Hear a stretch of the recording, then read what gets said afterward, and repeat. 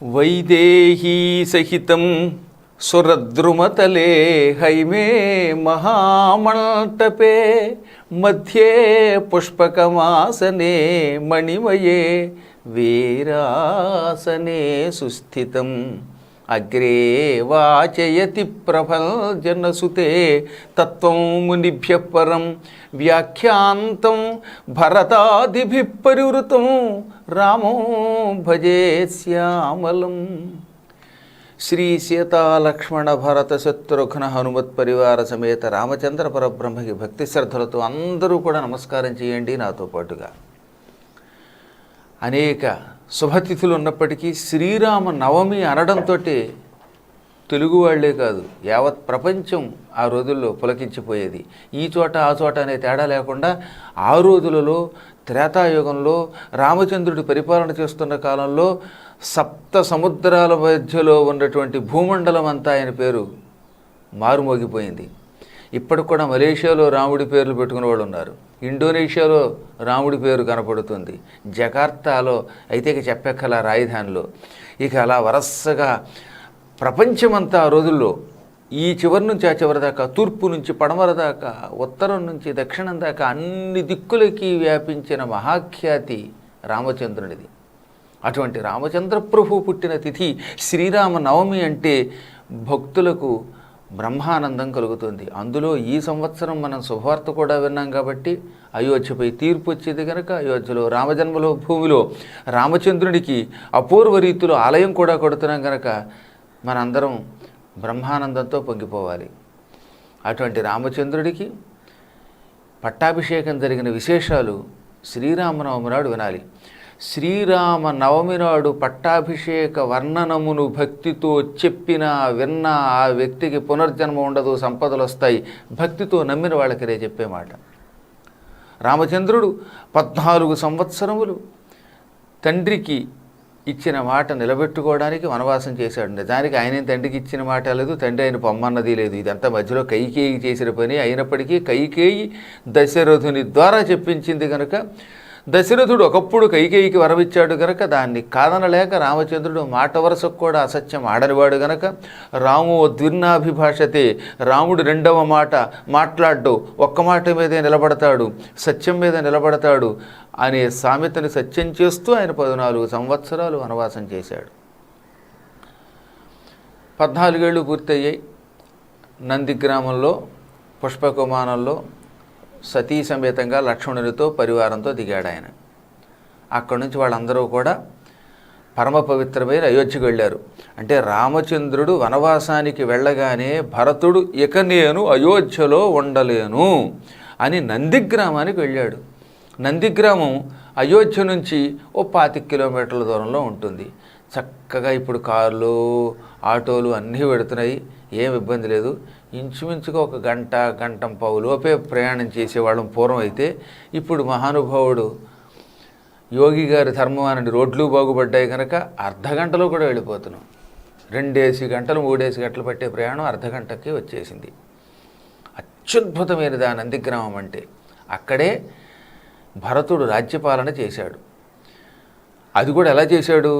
అయోధ్య విడిచిపెట్టి తన ముఖ్య పరివారంతో నందిగ్రామంలోకి వచ్చి అక్కడ ఒక సింహాసనం పెట్టి ఆ సింహాసనం మీద రాముడి పాదుకలు చెప్పులు పెట్టి ఆ చెప్పులకి రోజు అన్ని నివేదన చేస్తూ నమస్కారం చేస్తూ, ఓ రామపాదుకల్లారా ఈ పూట ఇంత ఆదాయం వచ్చింది, ఇంత ఖర్చు అయింది, ఈ పూట ఈ మంచి పని చేసాం, ఈ పూట ఈ దుర్మార్గుని శిక్షించాం అంటూ లెక్కలు చెబుతూ పరిపాలన చేశాడు. చెప్పు పెట్టుకొట్టినట్టుగా తల్లికి మందరికి సమాధానం చెప్పాడు ఆయన. రాముడిని అడవికి పంపి తన కుమారుడికి పట్టాభిషేకం చేయించుకోవాలనుకుంది కైకేయి. కానీ ఆయన ఏం చేశాడు భరతుడు? రాముడికి పట్టాభిషేకం జరగకుండా నాకు జరుగుతుందా? రాముడిని నువ్వు అడవికి పంపావు, ఇప్పుడు నీకు నేను సరైన బుద్ధి చెబుతాను, గుణపాఠం చెబుతాను అని రాముడి చెప్పులు పట్టుకొచ్చి సింహాసనం మీద పెట్టాడు. ఇది ఆ మహానుభావుడి యొక్క ధర్మం, ఆ మహాత్ముని యొక్క సద్బుద్ధి. అందువల్లే నందిగ్రామానికి రావాల్సి వచ్చింది రాముడు పట్టాభిషేకం పూర్తయ్యాక. అక్కడి నుంచి వాళ్ళందరూ కూడా ముందుగా ఈ 14 సంవత్సరములు జటాజోటాలు ధరించారే ఆ జడలన్నీ ఇప్పారట. తతో విశోధిత జట అంటాడు వాల్మీకి మహర్షి రామాయణంలో పట్టాభిషేక ఘట్టంలో యుద్ధకాండలో 128వ సర్గలో. జడలన్నీ ఇప్పారు. తలంటు స్నానాలు చేశారు. ప్రత్యేకంగా క్షౌరం చేసేటటువంటి వాళ్ళు పిలిచారు. ఆ క్షౌరం చేసేటటువంటి వాళ్ళు వచ్చి జడలు వాటిని కత్తిరించి అందంగా గిరజాలతోటి తీర్చిదిద్దారు. శ్మశ్రువర్ధకులు అంటే మేసాన్ని జాగ్రత్తగా కత్తిరించేవాళ్ళు. రాముడికి, లక్ష్మణునికి, భరతునికి, శత్రువుడికి కోరమేసం తీర్చిదిద్దారు. ఇంతకాలం గెడ్డాలు మేసాలు బాగా అట్ల కట్టే కదా, వాటిని చక్కగా కత్తిరించారు. మనకి సినిమా వాళ్ళు ఏం చేస్తారంటే రాముడు 14 ఏళ్ళు వనవాసం చేసినా మేసం కానీ గడ్డంగా చూపించకుండా నున్నగా అంత మేకప్ చేసి చూపిస్తారు. జడలు మాత్రం చూపిస్తారు, జటాజుటాలు. కానీ అడవిలో రామచంద్రుడు ఈ 14 ఏళ్ళు రోజు షేవింగ్ చేసుకున్నట్టుగా చూపిస్తారు అనమాట. ఈ 14 ఏళ్ళు ఆయన అసలు గెడ్డాలు మేసాలు వీటి జోలికి వెళ్లకుండా అలా పెంచుకోవాల్సి వచ్చింది. ఈ 14 ఏళ్ళు ఆయన దీక్షతో ఉన్నాడు. ఆయన ఏ విధమైనటువంటి క్షౌర సంస్కారాలు లేకుండా ఉండడం వల్లే బాగా గెడ్డం అది పెరిగి ఉంది, మేసాలు పెరిగి ఉన్నాయి. వాటన్నిటినీ క్షౌరం చేయించుకున్నారు, మంగళ స్నానాలు చేశారు, మంచి మంచి వస్త్రాలు అలంకరించుకున్నారు. ఆపై సీతాదేవికి కూడా మంగళ స్నానం చేయించారు. ఆపై మంచి శత్రుంజయమని ఒక ఏనుగుని తెప్పించి ఆ ఏనుగు మీద ఎక్కించి రామచంద్రుణ్ణి నందిగ్రామం నుంచి అయోధ్యకి పంపారు. లక్ష్మణుడు మొదలైన వాళ్ళందరూ కూడా వెళ్ళారు. నవనాగ సహస్రాణి 9,000 ఏనుగులు తెప్పించట భరతుడు. ఈ 9,000 ఏనుగులు దేనికి అంటే మొత్తం వానరులంతా ఈ 9,000 ఏనుగుల మీద మనుష్యుల రూపాలు ధరించి ఎక్కారు. వానర రూపాల్లో పట్టాభిషేకానికి రాకుండా వానరులంతా మానవ రూపాలు ధరించారు. ఆనాటి వానరులంతా ఏది హనుమంతుడు, సుగ్రీవుడు, ఆయన పరివారం అంతా కూడా కామరూపులు. ఏ రూపం కావాలంటే రూపం ధరించగలరు. అందుకే వారంతా కూడా ఏనుగుల మీద మానవ రూపాల్లో ప్రయాణమయ్యారు. తర్వాత వశిష్ఠ మహర్షి తెల్లవారేసరికి వల్ల పట్టాభిషేకం అన్నాడు. రేపు ఉదయం మనం పట్టాభిషేకం చెయ్యాలన్నాడు. అనగానే పట్టాభిషేకానికి కావలసినటువంటి సరంజామా అంతా తెప్పించారు, అద్భుతమైన సామగ్రి తెప్పించారు. పట్టాభిషేకం చేయాలంటే మాటలటండి, రకరకాల మూలికలు నీళ్లల్లో కలిపి నెత్తి మీద పోసేవారు అభిషేకంగా. ఈ మూలికల వల్ల రొంప, ఆయాసం ఇలాంటివి ఏమీ రావు. భవిష్యత్తులో ఆరోగ్యం పెరుగుతుంది. అరణ్యాల్లో ఉండే అద్భుతమైన శరీర కాంతిని పెంచే, ఆరోగ్యాన్ని పెంచేటటువంటి ఔషధ రసాలు తీసుకొచ్చారు. 500 నదుల నీళ్లు, 4 సముద్రాల నీళ్లు తెల్లవారేసరికల్లా రావాలి అన్నాడు. ఎవరు? పట్టాభిషేకానికి సుగ్రీవుడు. ఇవన్నీ తెప్పించాలి. ఎలా మరి? సుగ్రీవుడితే ఈ బాధ్యత అనమాట. పురోహితులు వారు ముహూర్తం పెడితే వశిష్ఠుడు నీళ్ళు ఎవరు తెప్పిస్తారు మరి? అందులో సమయం ఉంటే ఏదో ఏడాదో 6 నెలల్లో నదుల నీళ్లు, సముద్రాల నీళ్లు తెస్తారు. అయోధ్యలో ఒక్క సరయూ నది అంతే ఉంది, కానీ మరి మిగతా నదుల నీళ్ళు ఎలా వస్తాయి? అందుకే వెంటనే మహావేగంగా ప్రయాణమయ్యే వానరుల్ని పిలిపించాడు సుగ్రీవుడు. యథా ప్రత్యూష సమయే, సూర్యుడు ఉదయించేలోపు తూర్పు, పడమర, ఉత్తరం, దక్షిణం ఈ 4 దిక్కుల్లో ఉన్న 4 సముద్రాల నీళ్లు రావాలి.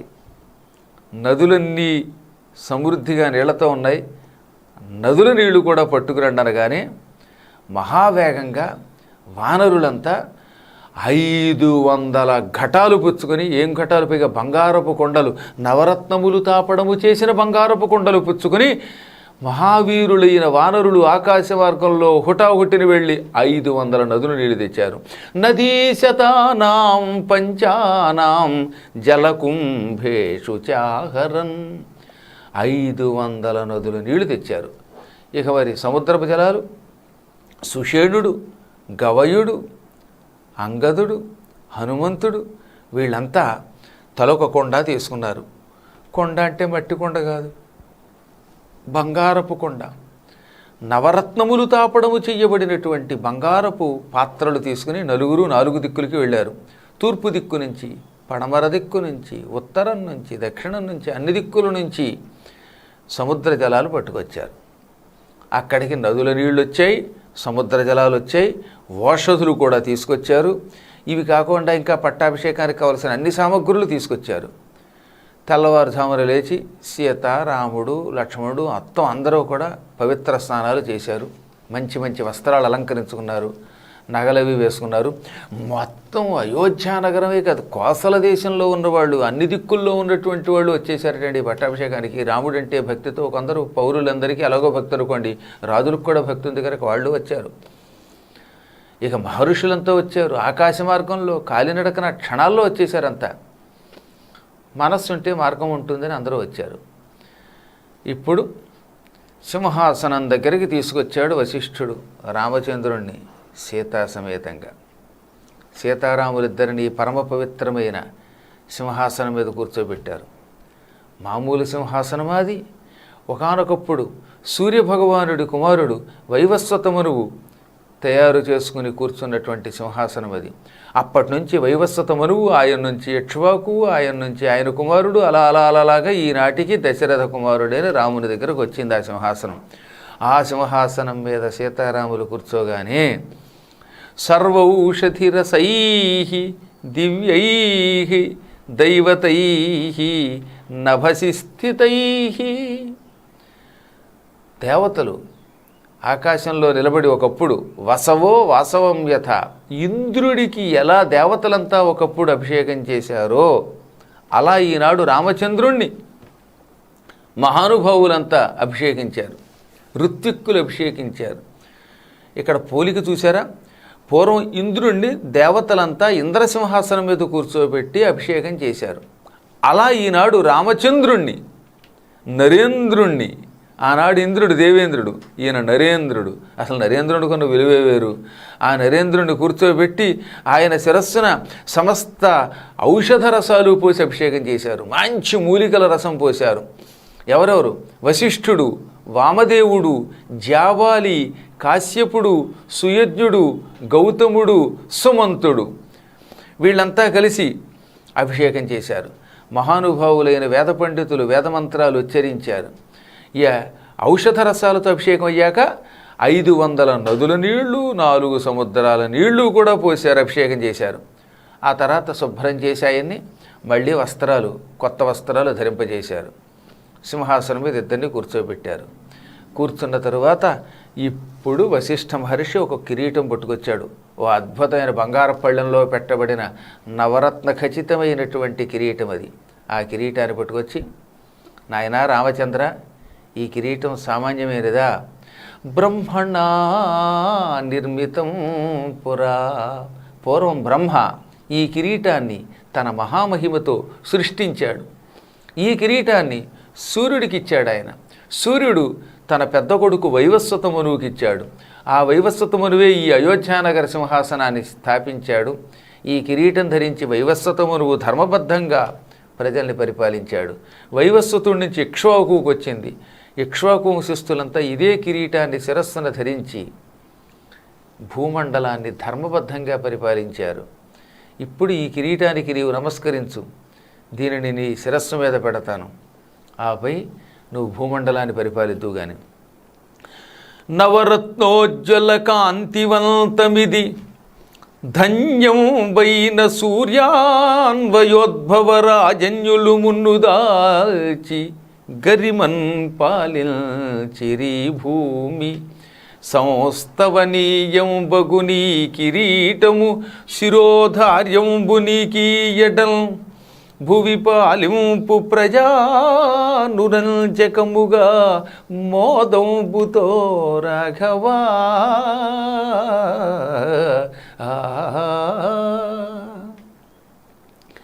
ఇది నవరత్నములతో ప్రకాశిస్తున్న కిరీటం, మహాకాంతి స్వరూపంతో ఉన్నటువంటి కిరీటం. మీ సూర్యవంశపు రాజులంతా ఈ కిరీటాన్ని శిరస్సున ధరించి భూమండలాన్ని ధర్మబద్ధంగా పరిపాలించారు.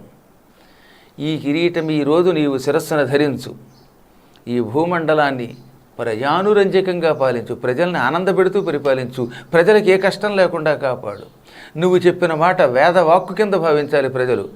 నువ్వు ఏదైనా కారణం చేత 3 వారాలు ఇంట్లోంచి కదలొద్దు, రోగాల్లోంచి బయటపడడానికంటే నీ మాట ప్రజలు వింటారు. అలా వినేటట్టుగా పరిపాలించు, సంతోషంగా ప్రజాపాలన చేయి.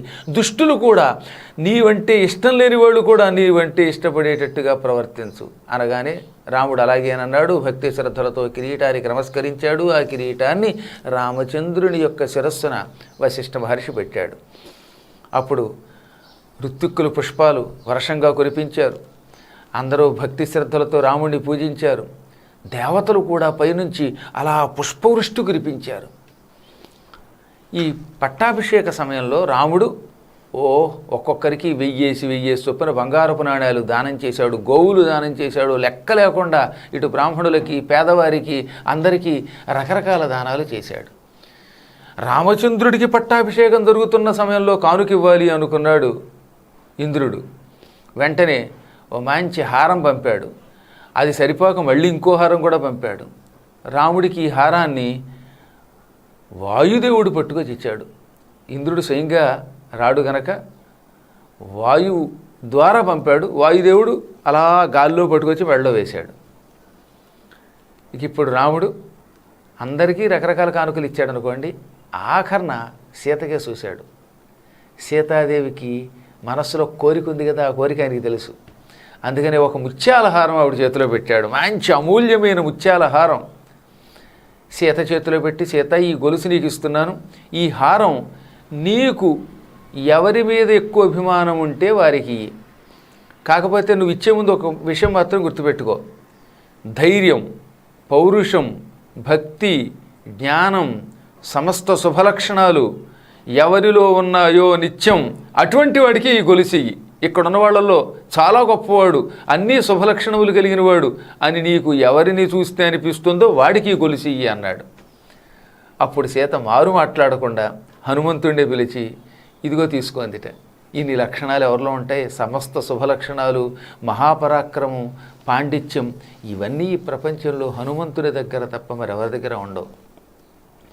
అందుకే హనుమంతుడిని దృష్టిలో పెట్టుకుని ఆయన గొలుసు ఆవిడికి ఇచ్చాడు. ఆవిడ ఈ లక్షణములు హనుమంతుడిలోనే ఉంటాయని హనుమంతునికి ఇచ్చింది. హనుమంతుడు కళ్ళకు అద్దుకుని మెడలో వేసుకున్నాడు అని మనకి రామాయణం చెబుతున్నది. కానీ కొన్ని పురాణాల్లో మాత్రం తమాషా కథ కూడా ఉంది. హనుమంతుడిగా గొలుసు ఇవ్వగానే ఆయన ఒక్కొక్క పోసా తీసి నోట్లో పెట్టి పటాపటా కొరికి తూ అని ఉమ్మడం మొదలెట్టాడు. దాంతో చుట్టుపక్కల వాళ్ళంతా ఇదేమిటయ్యా బంగారం లాంటి గొలుసు ఆవిడిస్తే ఆ గొలుసునేమో పీకి పాకాన పెడుతున్నావు, కోతి బుద్ధి పోనిచ్చుకున్నావు కదా అన్నారు. అప్పుడు ఆయన నేను ప్రతి పూసలో రామ అనే ఒక రూపం ఉందా లేదా అని పరిశీలించి అందులో రాముడు కనపడితేనే మెడలో వేసుకుంటాను అన్నట్ట. అప్పుడు అంగదుడు అంటే నువ్వు అంతటా రాముడిని చూడగలవా అన్నాడు. అవును చూసుకో అని తన వక్షస్థలం చీల్చి అందులో సీతారామ లక్ష్మణుల్ని చూపించాడు అని ఒక అద్భుతమైన గాథ కూడా ఉన్నది. కానీ రామాయణంలో మాత్రం గొలుసు మెడలో వేసుకున్నాడు అని మాత్రమే ఉన్నది. ఆ తదనంతరం రామచంద్రుడు అద్భుత రీతిలో అన్నదానం చేశాడు. ఈ పట్టాభిషేక శుభ సమయంలో ఆయన లక్ష్మణుడిని పిలిచిన, ఆయన లక్ష్మణ నాతో పాటు 14 ఏళ్ళు వనవాసం చేసావు, నానా కష్టాలు పడ్డావు, దీనికి ప్రతిఫలంగా నీకు యువరాజ పదవి ఇస్తాను, స్వీకరించు. నేను రాజుని, నువ్వు యువరాజువి. మనకి చూడండి సీఎం, డిప్యూటీ సీఎంలు ఎలా ఉంటారో అలాగనమాట. అనగానే లక్ష్మణుడు నేను నీ సేవ తప్ప ఇంకేం కోరుకోను, నాకు ఏ పదవి వద్దు, నేను వనవాసానికి వచ్చింది నువ్వేదో యువరాజు పదవి ఇస్తావని కాదు, నీ పాదసేవ చేద్దామని, నువ్వు ఏమిచ్చినా పుచ్చుకొని అన్నాడు. లక్ష్మణుడి యొక్క బుద్ధి అందరికీ అర్థమైంది. ఆయన ఎంతటి గొప్పవాడు, ఏ ఆశ లేకుండా రాముడిని సేవించే మహాత్ముడని అందరూ గ్రహించారు. ఇప్పుడు ఏం చేశాడు రాముడు?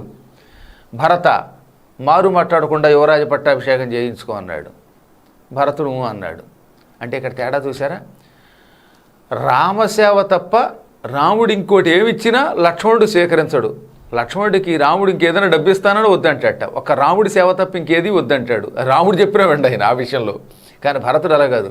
రాముడు చెబితే రాముడు కూడా చంపేస్తాడు. అంటే రామాజ్ఞని ఇంకా వెనక ముందు చూడకుండా అమలు చేసేవాడు భరతుడు. కానీ రామసేవ తప్ప ఇంకోటి అమలు చెయ్యనివాడు లక్ష్మణుడు. ఇదో విచిత్రమైన భక్తులు వాడు. ఈ విధంగా భరతుడికి పట్టాభిషేకం చేశారు. ఆ తర్వాత సుగ్రీవుణ్ణి నాయన నీ వానరాజ్యం పరిపాలించుకొని ఆయన పంపేశాడు. విభీషణుడిని లంకకి పంపాడు. అందరినీ ఎవరిదాని వాళ్ళు పంపాడు. విభీషణుడికి చిరంజీవి నువ్వు కలియుగాంతం వరకు అదృశ్య రూపంలో లంకని పాలించని చెప్పాడు. అందుకే విభీషణుడు భూలోకంలో ఉండిపోయాడు. రామచంద్రుడు ఎంతకాలం పరిపాలించాడో చెప్పారు. పరమ పవిత్రమైనది కదండి ఈ పట్టాభిషేక ఘట్టం. ఈ పట్టాభిషేక ఘట్టంలో వాల్మీకి మహర్షి అద్భుతమైన విశేషాలు అందించారు మనకి. అసలు ఇది వినడమే మీకు ఒక యోగం. రామచంద్రుడి పట్టాభిషేక ఘట్టం ఇలాంటి కష్టకాలాల్లో వింటే ఆ కష్టాలు పటాపంచలైపోతాయి, సకల శుభాలు కలుగుతాయి, సంపదలు కలుగుతాయి, మంచి పదవులు వస్తాయి. రాముడు మొత్తం 10 వర్ష సహస్రాణి 10 వర్ష శతాని చ భ్రాతృభిస్సహిత శ్రీమాన్ రామో రాజ్యమకారయత్. 10,000 సంవత్సరములు. దశవర్ష సహస్రాణి అంటే దశ 10, వర్ష సహస్రం అంటే 1000 ఏళ్ళు. 10 × 1000 ఏళ్ళు అంటే 10,000 సంవత్సరాలు. దశవర్ష శతానిచ అంటే 10 వందలు. 10 వందలు అంటే 1,000. 10,000 + 1,000 ఎంత? 11,000. రాముడు మొత్తం 11,000 సంవత్సరములు భూమండలాన్ని పాలించాడు. ఇది తెలియక చాలామంది ఎప్పుడు సీతాదేవి రాముడు విడిపోయారు అనుకుంటున్నారు. రాముడు సీత చివరి 14 ఏళ్ళు విడిపోయారు. మొదట్లో అడవిలో ఉన్నప్పుడు 1 ఏడాది దూరంగా ఉన్నారంతే. ఈ మధ్యకాలంలో సీతారాములు హాయిగా కలిసే ఉన్నారు. కానీ కలిసి ఉన్నది వర్ణించవలసిన అవసరం లేదు కనుక దాన్ని వర్ణించకుండా అడవికి వెళ్ళడం, ఆ తర్వాత సీత భూమిలో ప్రవేశించడమే కథలో చెబుతారు. పొద్దున్నే లేచారు, భోజనం చేశారు, పడుకున్నారు, తిరిగారు, ఆడుకున్నారు. ఇలాంటివి కథల్లో పెద్దగా చెప్పవలసిన అవసరం లేదుగా. కష్టాలను, దుష్ట శిక్షణ ఇవే కదా చెప్పాలి. అందుకే మిగతావి చెప్పరు. మొత్తం మీద 11,000 సంవత్సరాలు రాముడు రాజ్యపాలన చేశాడు. ఆ కాలంలో కూడా ఎక్కడ సంపదలు ఉన్నాయి తప్ప దారిద్ర్యం లేదు, అసలు రోగాలే లేవుట ఆ కాలంలో. ఎందుకంటే ప్రజలంతా రాముడి మీద భక్తితో కలిగినటువంటి వాడు. పిచ్చి వేషాలు వేసేవారు కాదు. ఇప్పుడు కలియుగంలో నాస్తికత్వం, మూర్ఖత్వం అన్నిటికీ మించి ఆ దరిద్రపు ఎర్రజెండా పార్టీలు వీళ్ళంతా చేరిపోయి కంపు చేసి పారేయటం వల్ల ఈ రోగాలన్నీ వస్తున్నాయి. కానీ రాముడి పరిపాలనలో ఎక్కడ మాట వరస కూడా రోగం లేదు. నిర్దస్యురభవత్ అన్నాడు. లోకః నిర్దస్యు అభవత్. దొంగాడు లేడు, రోగము లేదు, దీర్ఘమాయుష్చ అందరూ దీర్ఘాయుర్దాయంతో బతికారు. అన్నదమ్ములు ఐకమత్యంతో రామారామ అనుకుంటూ బతికారు. తల్లిదండ్రులు సుఖంగా బతికారు. పిల్లలు బాగా బతికారు. మొత్తం చెట్లన్నీ పుష్పాలతో ఫలాలతో ఉండేవి. సకాలంలో వర్షాలు కురిశాయి, పంటలు బాగా పండాయి, పాడి బాగా ఉన్నది. ఇంకే విశేషాలు చెప్పమంటారా? అగ్ని ప్రమాదం లేదట. నచం వ్యాళకృతం భయం అంటే పాములు కాటేసి చావడం లేదు, అసలు ఎవరికి సర్పగండాలు లేవు. నా వ్యాధిజం భయం చాపి అంటే వ్యాధులే లేవు, ఏ రోగాలు లేవు. రామే రాజ్యం ప్రశాసతి. రాముడు రాజ్య పరిపాలన చేస్తుంటే అంత బాగా జరిగిందనమాట సృష్టి. ఒకటేమిటంటే సకల శుభాలతో రాముడు రాజ్య పరిపాలన చేసి ఆ తర్వాత అందరికీ ఇవ్వవలసినవన్నీ ఇచ్చి లవకుశులిగా పట్టాభిషేకం చేసి అప్పుడు తన వైకుంఠధామాన్ని చేరాడు ఆయన. ఇది రామ పట్టాభిషేక ఘట్టం శ్రీమద్ రామాయణంలో యుద్ధకాండములో 128వ సర్గలో వాల్మీకి మహర్షి వివరించినది. ఈ పరమ పవిత్రమైన ఘట్టం అయినటువంటి వాళ్ళు ఉన్నారే, అటువంటి వాళ్ళు ఈ లోకంలో సుఖాలు అనుభవిస్తారు, శరీరం విడిచిపెట్టాక రాముని సన్నిధానానికి చేరుతారు. ఇంతెందుకండి, దీంట్లో ఒక్క అక్షరం రాసినా సరే శాశ్వతంగా స్వర్గంలో ఉంటారట వాళ్ళు. ఆదిదేవో మహాబాహుర్ హరిర్నారాయణ ప్రభువు సాక్షాత్ రామో రఘుశ్రేష్ఠ శేషో లక్ష్మణ ఉచ్యతే. ఆదిదేవుడు మహాబాహువైన శ్రీహరియే సాక్షాత్తు రాముడిగా పుట్టాడు. రాముడు అంటే నారాయణుడు, ఆదిశేషుడే లక్ష్మణుడు, ఆదిలక్ష్మియే సీత, శంఖచక్రాలే భరత శత్రుఘ్నులు. ఆ మహానుభావులు భూమిని పరిపాలించిన ఈ అద్భుతమైన ఘట్టం, ఈ పట్టాభిషేక ఘట్టం భక్తులంతా శ్రీరామనవమే కాదు ఎప్పుడు వినండి. నవమి నాడు శ్రద్ధగా వినండి, ప్రతి నవమి నాడు, అష్టమి నాడు కూడా వినండి, పూర్ణిమ నాడు వినండి. మీ ఇంట్లో సకల శుభాలు కలుగుతాయి, వాస్తు దోషాలు తొలగిపోతాయి, రోగాలు తొలగిపోతాయి, బ్రహ్మానంద భరితులై జీవిస్తారు.